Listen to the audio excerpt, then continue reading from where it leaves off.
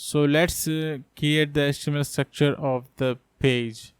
So creating the HTML structure of the page, we need to first create the wrapper div, and this parent element will hold all the element of the website. So we'll say class name will be wrapper. So this wrapper will hold the header section. The other section will be the content section. So we'll say class name will be header wrapper, because it will hold every header element inside this header wrapper.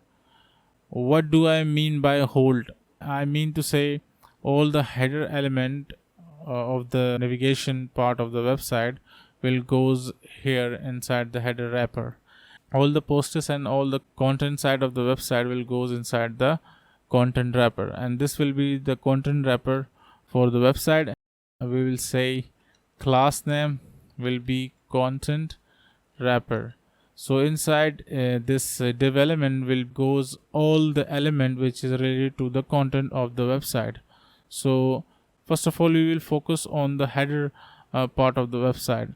So right now we have created the wrapper for the two-man section. In the next lecture, we will be understanding the layout of the header wrapper. So see you in the next lecture.